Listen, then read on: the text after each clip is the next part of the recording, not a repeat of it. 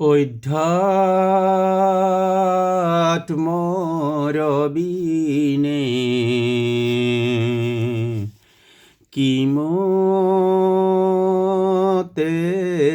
জাগিব মানৱতাৰ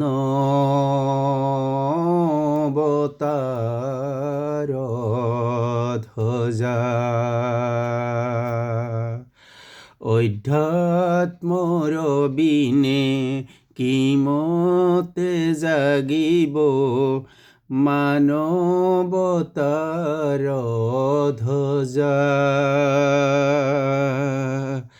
কৃষ্ণ দামোদৰে নীতি শিক্ষা দিলে দুৰ্জনে নাজানে হিয়া, দুৰ্জনে নাজানে হিয়া।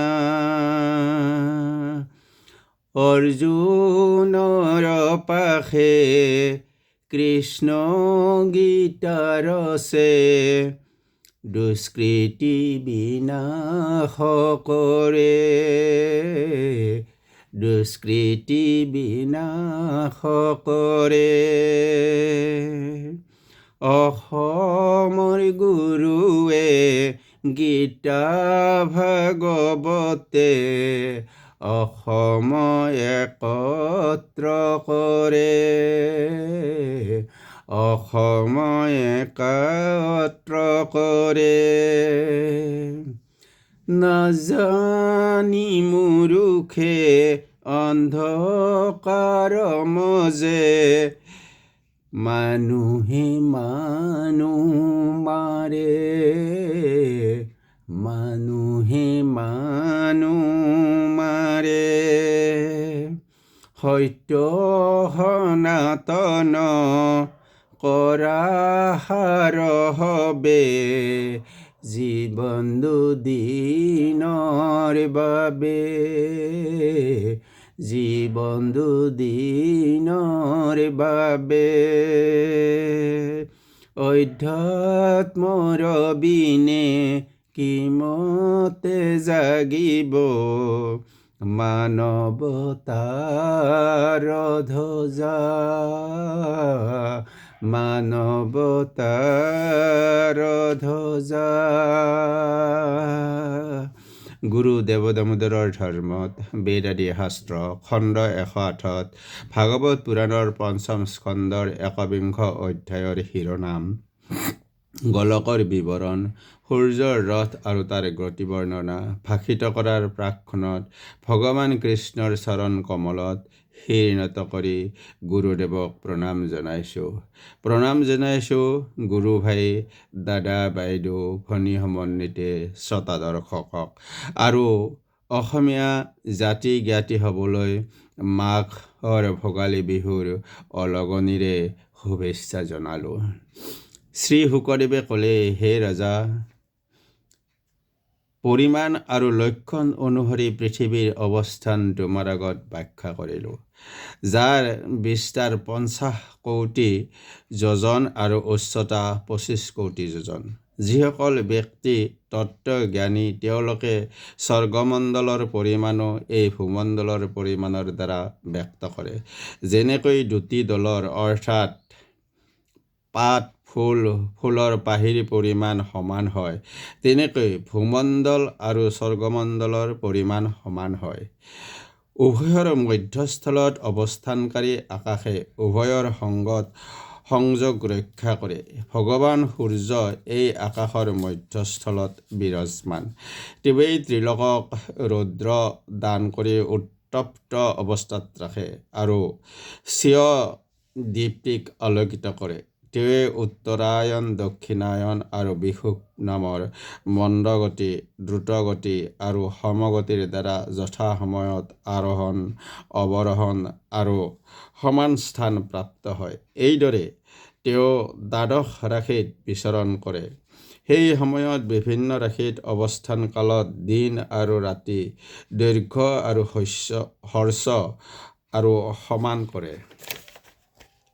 যি সময়ত সূৰ্যদেৱ তুলা আৰু মেঘ ৰাশিত অৱস্থান কৰে তেতিয়া দিন আৰু ৰাতিৰ পৰিমাণ সমান হয়।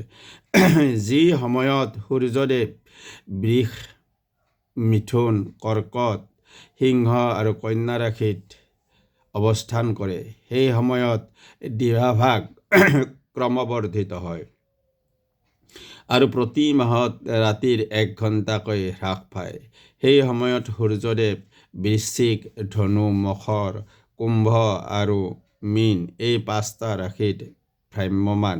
সেই সময়ত দিনৰ পৰিমাণ ক্ৰমশঃ হ্ৰাস হৈ থাকে আৰু ৰাতিৰ পৰিমাণ বৃদ্ধি হয়।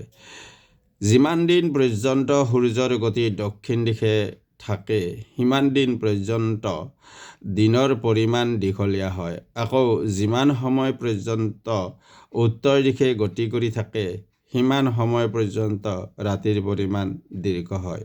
পণ্ডিতগণৰ মতে মানসত্তৰ পৰ্যন্ত সূৰ্যৰ যাত্ৰাপথৰ পৰিমাণ 9,50,00,000 যোজন। মানসত্তৰ পৰ্বতত সুমেৰুৰ পূৰ্ব দিশত দেৱযানী নামে ইন্দ্ৰপুৰী বৰ্তমান। দক্ষিণত অৱস্থানকাৰী জমপুৰীৰ নাম সংযমনী। পশ্চিম দিশত নিম্নচনী নামৰ বায়ুপুৰী আৰু উত্তৰ দিশত বিভাৱৰী নামৰ চন্দ্ৰপুৰী বিদ্যমান। সুমেৰুৰ চতুৰ্দিশত অৱস্থানকাৰী পুৰীবিলাকত বিশেষ বিশেষ সময়ত সূৰ্যোদয়, মধ্যাহ্ন, সায়াহ্ন, সন্ধ্যা আৰু অৰ্ধৰাত্ৰি হৈ থাকে। সূৰ্যোদয়ৰ সময় অনুসৰি প্ৰাণীবিলাক বিভিন্ন কাৰ্যত প্ৰবৃত্ত আৰু নিবৃত্ত হয়। যিবোৰ মেৰুৰ দক্ষিণ দিশত অৱস্থান কৰে সেইবোৰৰ পূৰ্ব দিশত আৰু যিবোৰৰ উত্তৰ দিশত থাকে সেইবোৰৰ পশ্চিম দিশৰ পৰা পূৰ্বাদি দিশবিলাক পৰিগণিত হয়। যিবোৰ পশ্চিম দিশত অৱস্থানকাৰী সেইবোৰ দক্ষিণ দিশ আৰু যিবোৰ পূৰ্ব দিশত অৱস্থানৰত সেইবোৰ উত্তৰ দিশৰ পৰা পূৰ্ব দিশ গণনা কৰা হয়। সুমেৰু পৰ্বতবাসীসকলৰ ওচৰত সূৰ্যৰ তাপ দিনৰ মধ্যভাগতে ঢুকি পায়। তেওঁলোকৰ ওচৰত সূৰ্যদেৱ সকলো সময়তে দিনৰ মধ্যগত ৰূপত প্ৰকাশিত। সূৰ্যৰ গতি নক্ষত্ৰ অভিমুখীভাৱে তেওঁ মেৰু পৰ্বতক বাম দিশত ৰাখিয়েই ভ্ৰমণ কৰে। তথাপি প্ৰবাহ নামৰ বায়ুৰ দ্বাৰা জ্যোতিষ চক্ৰৰ পৰিভ্ৰমণৰ কাৰণে প্ৰত্যহ সুমেৰুকেই দক্ষিণতেই ৰাখি থাকে। অৰ্থাৎ দক্ষিণাৱৰ্তৰ প্ৰবাহ নামৰ বায়ুচক্ৰই জ্যোতিচক্ৰক ভ্ৰাম্যমান কৰাৰ বাবে প্ৰতিদিনে এবাৰকৈ দক্ষিণ দিশত গমন কৰে। চক্ৰগতিৰ কাৰণে অতি দূৰৰ পৰা সূৰ্যক যেতিয়া ভূমিসংলগ্ন হিচাপে প্ৰতীয়মান হয় তাকেই সূৰ্যোদয় কোৱা হয়। সূৰ্যক আকাশত ৰূঢ় ৰূপত দেখা অৱস্থাক মধ্যাহ্ন বোলে। ভূমিপ্ৰবিষ্ট ৰূপত সূৰ্যৰ অৱস্থানক সূৰ্যাস্ত বোলা হয়। সূৰ্য সেই ঠাইৰ পৰা যেতিয়া অতি দূৰলৈ গমন কৰে তাকেই অৰ্ধৰাত্ৰি বোলা হয়। বেদতো সমুদ্ৰ তীৰস্থ দৃষ্টিক্ৰমত কথিত আছে সূৰ্যদেৱ প্ৰত্যুষত জলমধ্যৰ পৰা উদিত হয়, সায়ংকালত তেওঁ আকৌ জলমধ্যত প্ৰবিষ্ট হৈ থাকে। বাস্তৱত এই ধৰণৰ কথন আৰু শ্ৰুতিৰ ব্যৱহাৰেই মাত্ৰ সম্পূৰ্ণ সত্য নহয়। সূৰ্যদেৱ যি ঠাইত উদিত হয় তাৰে সমসূত্ৰপাত স্থানতে অস্তাচলত গমন কৰে। যি স্থানত তেওঁ ৰুদ্ৰৰ দ্বাৰা প্ৰাণীবিলাকৰ সন্তাপ কৰে তাৰে সমসূত্ৰপাত স্থানৰ প্ৰাণীসকলক নিদ্ৰামগ্ন কৰে। এই স্থানত যেতিয়া মধ্যৰাতি যি সময়ত সূৰ্যদেৱ ইন্দ্ৰপুৰীৰ পৰা যাত্ৰা আৰম্ভ কৰে তাৰেই পঞ্চদশ ঘটিকাত 2,37,65,000 যোজনত পথ অতিক্ৰমৰ পিছত জমপুৰীত উপস্থিত হয়।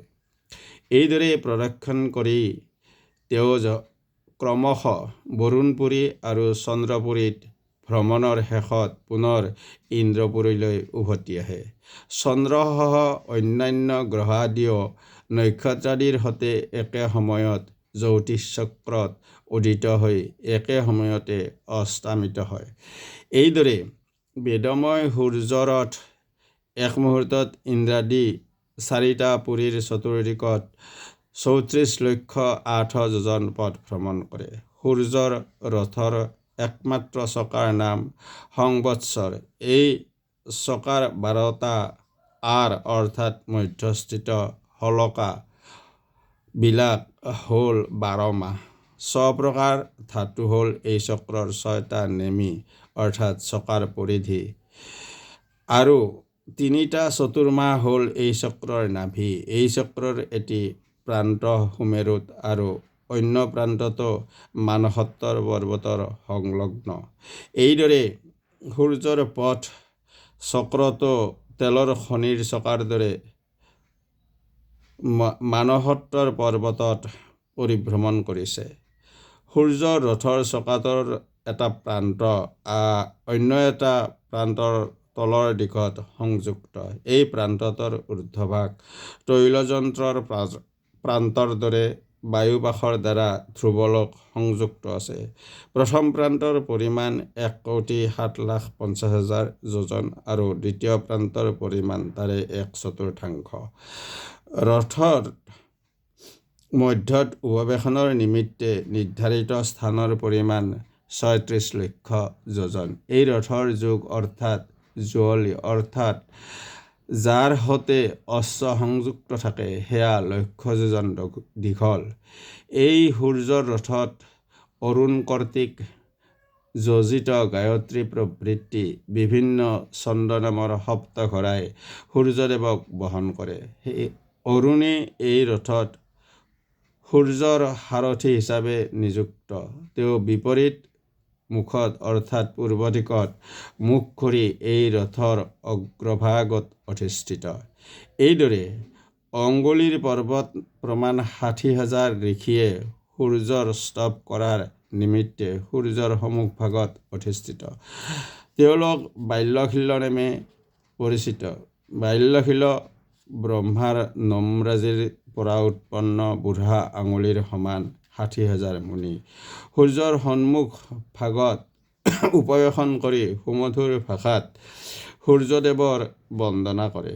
এইদৰে ঋষি, গন্ধৰ্ব, অপ্সৰা, নাগ, গ্ৰামণী, ৰাক্ষস আৰু দেৱতাসকলে বিভিন্ন উপায়েৰে সূৰ্যৰ উপাসনা কৰে। তেওঁলোক পৃথকভাৱে 14টা গণত বিভাজিত হৈও দুজন দুজন মিলি 7টা দল গঠন কৰে। বিভিন্ন নাম ধাৰণ কৰে। বিভিন্ন নামধাৰী সূৰ্যৰ উপাসনা কৰে। তেওঁলোকৰ কৰ্মপন্থাও বিভিন্ন প্ৰকাৰৰ। হে মহাৰাজ, সূৰ্যদেৱ এইদৰে ঋষিগণ পৰিবৃত হৈ ভূমণ্ডলৰ 9,51,00,000 যোজন পৰিধি ভ্ৰমণ কৰে। এই ভ্ৰমণৰ সময়ত প্ৰতি মুহূৰ্তত 2,000 যোজন 2 ক্ৰোশ অৰ্থাৎ 8,000 হাত দূৰত্ব বা দৈৰ্ঘ্য পথ অতিক্ৰম কৰি থাকে। গুৰু দেৱদামোদৰৰ ধৰ্মত বেদ আদি শাস্ত্ৰ খণ্ড 8 ইমানতে সমাপ্ত কৰা হ'ল। জয় গুৰু দেৱদামোদৰ। অনন্ত কুমাৰ শৰ্মা। ধন্যবাদ।